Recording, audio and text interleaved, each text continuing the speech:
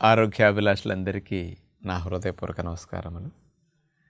మగవారికి testosterone hormone తగ్గిపోవటము, మరికొంతమందిలో వీర్యకణాల quantity తగ్గిపోవటం, count తగ్గిపోవటం, కొంతమందికి జీవమున్న వీర్యకణాలు తగ్గిపోవటం, వీర్యకణాల shape కూడా మార్ఫాలజీ తల తోక బాడీ ఇవి సరిగా లేకపోవటము ఎక్కువ మంది యువకుల్లో ఇలాంటివి కనపడుతూ ఉన్నాయి.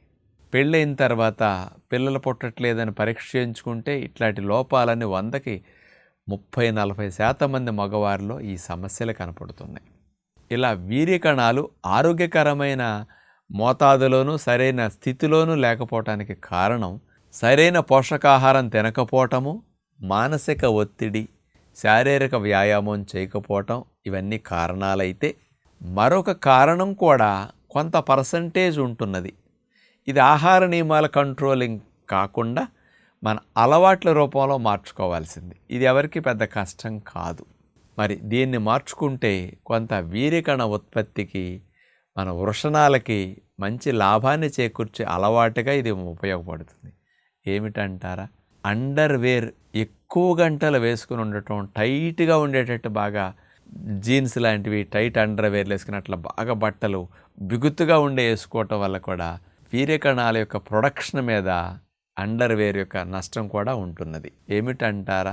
మన వృషణాలకి అవి బాగా పనిచేయాలి, అవి బాగా హార్మోన్స్ని ఉత్పత్తి చేయాలి, కరెక్ట్గా స్పామ్ కౌంట్ని సెల్స్ని కరెక్ట్గా ప్రొడ్యూస్ చేయాలి అని అంటే 99 ఫారెన్హీట్ డిగ్రీస్ 98.4 నుంచి 99 ఇట్లా ఉంటే ఆ టెంపరేచర్లోనే టెస్టికల్స్ కరెక్ట్గా హార్మోన్స్ని మరియు స్పామ్ క్వాలిటీని కౌంట్ని అన్నిటిని కరెక్ట్గా ప్రొడ్యూస్ చేయగలుగుతాయి. ఎప్పుడైతే ఈ టెంపరేచర్ వేరియేషన్ కొంచెం ఎక్కువ అవుతుందో 1 డిగ్రీ వేరియేషన్, మనకి జ్వరం వచ్చినప్పుడు 100 వేడి ఉంది అంటాం, అట్లా 98.4 99 ఉండాల్సిందల్లా పోయి 100 అయ్యింది అంటే వేడి అయ్యింది అనుకోండి. ఆ 1 డిగ్రీ వేరియేషన్ వస్తే వీర్యకణాల ఉత్పత్తి క్వాలిటీ మీద కూడా, టెస్టోస్టిరోన్ హార్మోన్ ప్రొడక్షన్ మీద కూడా, ఆ టెస్టికల్స్లో ఉండే లేడింగ్ సెల్స్ మీద ఎఫెక్ట్ పడుతుందట. ఒరిజినల్గా ఈ అండర్వేర్ ఎలా ఎఫెక్ట్ చేస్తుందని తెలుసుకునే ముందు మగవారికి ఎక్స్పీరియన్స్ ఉండే ఒక విషయం చెప్తాను. ఇది మగవారికి గమనించుకుంటారు కాబట్టి కాస్త ఎక్స్పీరియన్స్ ద్వారా తెలుస్తుంది. ఆడవారికి పెద్ద అవగాహన ఉండదు. సైన్స్ చదువుకున్న వారికి కొంత తెలుస్తుంది. ఈ వృషణాలు 2 టెంపరేచర్ అడ్జస్ట్మెంట్ చేసుకోవటానికి వాటిని కప్పున్న స్కిన్ అనేది లూజ్గా ఉంటుంది. అంటే అవి అవసరాన్ని బట్టి పైకి, అవసరాన్ని బట్టి కిందకి వేలాడటానికి అనుకూలంగా స్కిన్ ఎక్కువ ఉంటుంది. అందుకని స్కిన్ ఫోల్డ్స్ టెస్టికల్స్కి ఉంటాయి. ముడతలుగా స్కిన్ దగ్గరకు వచ్చి ఉంటుంది. ఇతర చోట్లన్నీ నున్నగా ఉంటుంది మనకి చర్మం. అక్కడ మాత్రం చూడండి గరుకుగా, హెచ్చుతగ్గులుగా, ముడతలుగా, స్పీడ్ బ్రేకర్ లాగా, అట్లాంటి గాళ్ళు లాగా ఉంటాయి. ఎందుకు అట్లా ఉంటుందంటే టెంపరేచర్ అడ్జస్ట్మెంట్ కోసం ఎక్కువ స్కిన్ అక్కడ ఏర్పాటు చేయడం జరిగింది. వాతావరణం వేడిగా ఉంది, ముఖ్యంగా వేసవకాలం తీసుకుంటే మీరు ఇంట్లో ఉన్నప్పుడు టవల్ కట్టుకున్నా, లుంగీ కట్టుకున్నా, కాస్త లూజ్గా ఉండే పైజమా లాల్చీలు వేసుకుని అండర్వేర్ వేసుకోకుండా ఉన్నప్పుడు ఎప్పుడైనా గమనించుకుంటే టెస్టికల్స్ మీకు వేలాడుతూ ఉంటాయి, లూజ్గా కిందకి వేలాడుతూ ఉంటాయి. అలా లొంగిలో నడిచేటప్పుడు కూడా కింద కాస్త అవి కదులుతున్నట్టు కూడా ఆ స్పర్శ ద్వారా చాలామంది మగవారికి ఎక్స్పీరియన్స్ ఉంటుంది. ఎందుకు వేడి ఉంటే కిందకు వచ్చినాయి అనుకున్నారు?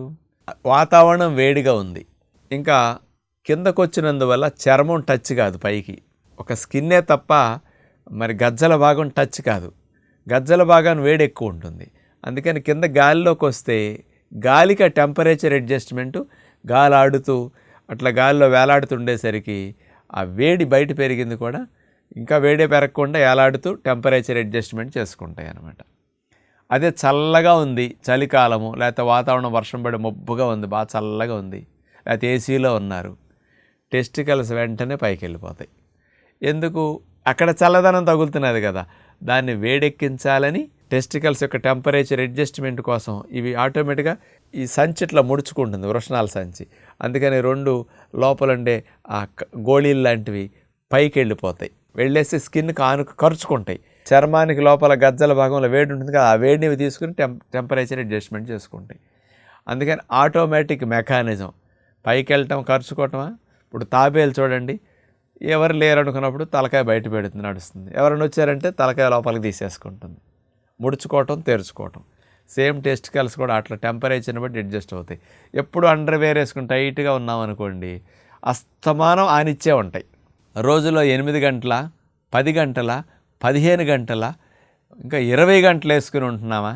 కొంతమంది నైట్ కూడా వేసుకుంటారేమో కొన్ని సందర్భాల్లో, అక్కడ కుదరకపోతే, రూముల్లో ఫెసిలిటీస్ లేకపోతే.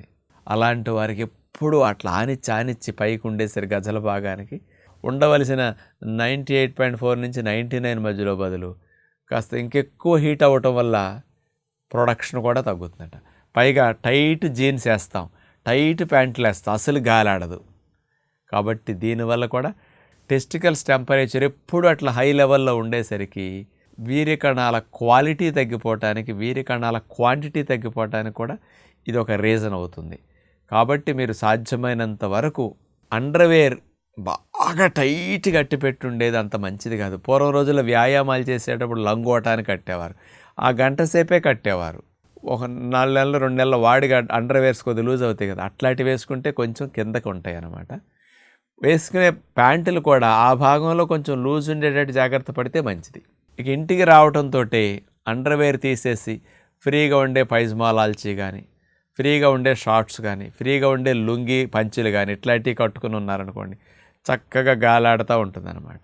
ఇలా ఉంటే టెస్టికల్స్ బాగా పనిచేయటానికి హెల్దీ టెంపరేచర్ మెయింటైన్ చేసుకునే మెకానిజం మనం ఇచ్చినట్లు అవుతుందన్నమాట. అలా ఉంటే ఈ రోజుల్లో వచ్చే సంతాన సంబంధమైన సమస్యలకి మగవారికి ఆ వృషణాలు హెల్దీగా వర్క్ చేస్తూ టెస్టోస్టిరోన్ని, కౌంట్ అండ్ క్వాలిటీని మంచిగా ఇవ్వడానికి అవకాశం ఉంటుందని విజ్ఞప్తి చేస్తూ నమస్కారం.